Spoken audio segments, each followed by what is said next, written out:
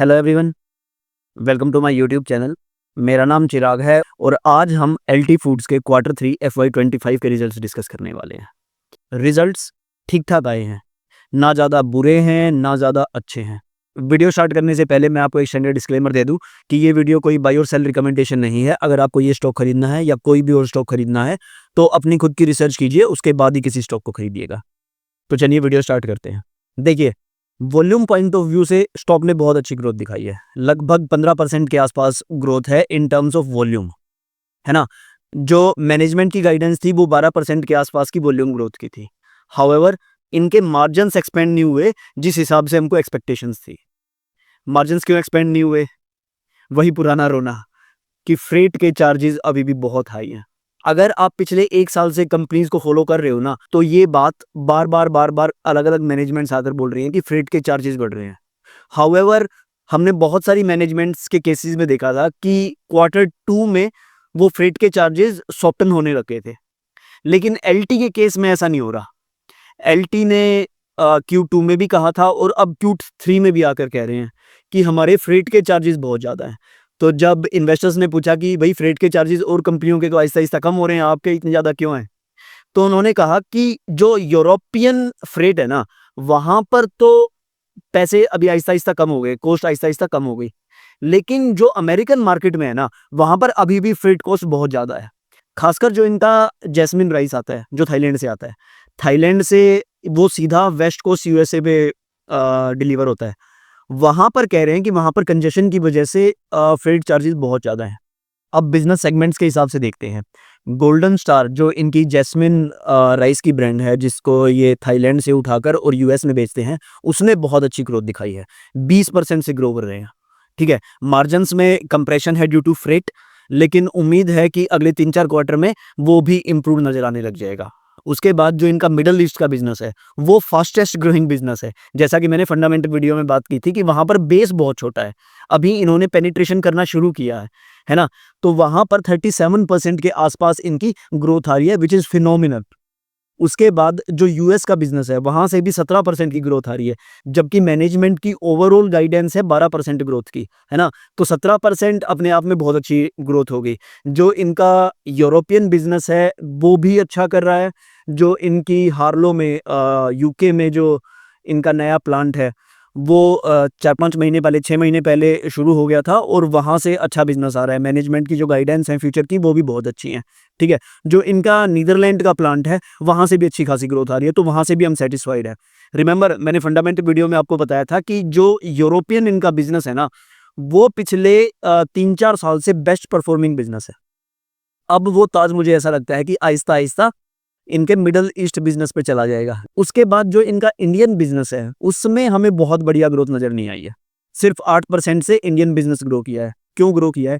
क्योंकि मैनेजमेंट कह रही है कि जो लो मार्जिन वाली सेगमेंट्स थी ना, उनको ये आहिस्ता-आहिस्ता बंद कर रहे हैं।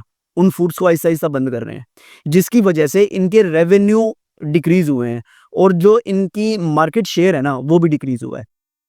पिछले क्वार्टर तक या उससे पिछले क्वार्टर तक इनके जो इंडियन मार्केट शेयर था ना, वो 30% के आसपास था, अब वो घट के 28% हो गया। लेकिन जब मैनेजमेंट से पूछा गया तो उन्होंने बताया कि इससे कंसर्न होने की ज़रूरत नहीं है, क्योंकि जो प्रीमियम सेगमेंट्स हैं, वहाँ पर अभी भी हम बहुत अच्छी ग्रोथ दिखा रहे हैं। तो ये हमें फ्यूचर में देखना होगा कि ये इंडियन बिज़नेस इनका कैसा परफ़ॉर्म कर रहा है, क्योंकि इंडिया से भी इनका 30% के आसपास रेवेन्यू आता है आज भी। दावत आज के दिन भी इंडिया की दूसरी सबसे बड़ी ब्रांड है आफ्टर KIBL इंडिया गेट। अच्छा, जो दूसरी बहुत बड़ी चीज़ इस कंपनी में ट्रैक करने की है, वो है प्रोक्योरमेंट कॉस्ट, कि बासमती ये जो लोकल किसानों से उठा रहे हैं, वो किस रेट पर उठा रहे हैं। If you remember, I talked in the fundamental video कि 2024 में बासमती के राइस के प्राइसेस बहुत ज़्यादा हाई हो गए थे। उसके बाद गवर्नमेंट रेगुलेशंस की वजह से जो एक्सपोर्ट है, वो आहिस्ता-आहिस्ता घटने लग गया था, क्योंकि गवर्नमेंट नहीं चाहती थी कि फूड इन्फ्लेशन बहुत ज़्यादा बढ़े। वो जो कंडीशंस हैं, वो गवर्नमेंट ने रिसेंटली 2-3 महीने पहले हटा दी हैं, तो हमें उम्मीद है कि उसका बेनिफिट कंपनी को होगा। वो बेनिफिट इनको हो रहा है या नहीं हो रहा, सवाल ये उठता है। तो मैनेजमेंट बहुत होपफुल है कि जो इन्होंने प्रोक्योरमेंट राइस की 2025 में की है, फाइनेंशियल ईयर में की है, वो इनने रिलेटिवली सस्ते प्राइसेस पर की है। और उसका बेनिफिट इनको 1 साल के बाद होगा। रिमेंबर, ये जब भी राइस को प्रोक्योर करते हैं उसके बाद 1 साल के आसपास उसकी एजिंग करते हैं, ठीक है? तो जो 2025 फाइनेंशियल ईयर में इन्होंने प्रोक्योरमेंट की है उसका बेनिफिट मैनेजमेंट ये कह रही है कि क्वार्टर 2 FY26 से होने लग जाएगा। तो Q2 FY26 बहुत इंपॉर्टेंट रिजल्ट्स होने वाला है। हमें उम्मीद करनी है कि तब तक जो फ्रेट के चार्जेस हैं वो भी सॉफ्टन हो जाएंगे। According to management next financial year better होगा, और जो प्रोक्योरमेंट के प्राइसेस जो हमने सस्ती प्रोक्योरमेंट की है राइस की, उसका बेनिफिट भी होने लग जाएगा। हमें उम्मीद है कि जो मार्जिन्स 11-12%, 10% के आसपास घूम रहे हैं, वो उम्मीद है कि 12 या 13% के आसपास चले गए, ठीक है? एक और ग्रोथ ट्रिगर जो हमने फंडामेंटल वीडियो में डिस्कस किया था वो ये किया था कि company is moving up the value chain. अब आहिस्ता आहिस्ता ये वैल्यू एडिड प्रोडक्ट्स बना रहे हैं, ये कमोडिटी प्ले बन के नहीं रहना चाहते, यानी सिर्फ किसान से राइस खरीदा और दूसरी मार्केट्स में बेच दिया, ये उस तरीके के प्लेयर नहीं बनना चाहते, ये कंज्यूमर प्लेयर बनना चाहते हैं इंडिया में। तो उसके लिए ये वैल्यू चेन में अप मूव हो रहे हैं। रेडी टू हीट प्रोडक्ट्स इन्होंने लॉन्च किए हैं, और ऑर्गेनिक बिजनेस इन्होंने लॉन्च किया है, वहां से बहुत ज़्यादा ग्रोथ की हमें उम्मीद है, ठीक है? तो जो इनका जो रेडी टू ईट का बिजनेस है वो यूएस का बिजनेस बहुत अच्छा कर रहा है, वहां से आज के दिन में 7% के आसपास मार्जिन आ रहे हैं। जो Indian ready to heat business है उसे प्रॉफिटेबल होने में अभी 3-4 साल लग जाएंगे, ठीक है? उससे प्रॉफिटेबल होने में भी 3-4 साल लग जाएंगे। जो ऑर्गेनिक बिजनेस है वहां से ग्रोथ लगभग 25% की आ रही है। इनको उम्मीद है कि अगले 4-5 साल में ये ऑर्गेनिक सेगमेंट को 500 करोड़ का बिजनेस बना देंगे। इन कंक्लूजन मैं कहूंगा कि रिजल्ट्स बहुत बुरे नहीं थे, बहुत एक्सेप्शनली अच्छे भी नहीं थे, है ना? अच्छे बहुत एक्सेप्शनल जब होते जब ये फ्रेट वाला इशू ना होता और मार्जिन्स भी थोड़े बहुत एक्सपेंड करते। जिस तरीके की मार्केट आज के दिन में चल रही है, मुझे ऐसा लगता है कि शेयर मार्केट कहीं ना कहीं पनिश करेगी स्टॉक को। अच्छा, नेक्स्ट क्वार्टर्स में हमको क्या क्या देखना है? हमको ये देखना है कि इनके वर्किंग कैपिटल डेज एक्सपेंड तो नहीं हो रहे, क्योंकि मैनेजमेंट कह रही है कि हम वहीं पर कांस्टेंट रखेंगे, उसको एक्सपेंड नहीं होने देंगे। उसके बाद Q2 FY26 के बारे में मैंने आपको बताया कि कैसे इनके मार्जिन्स एक्सपेंड होने चाहिए, क्योंकि इनके फ्रेट चार्जेस भी इंप्रूव हो रहे हैं।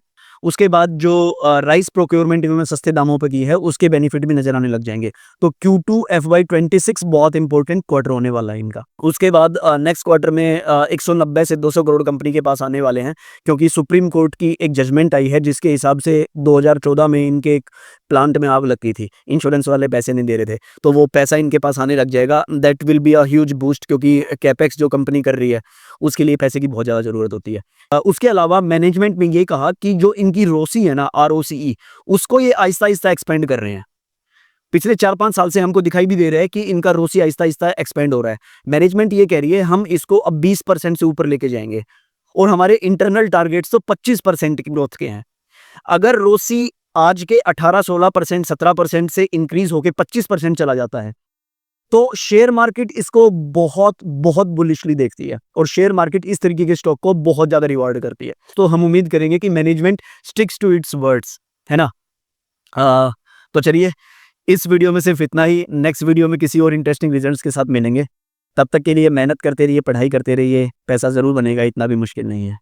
Bye bye, take care and best of luck.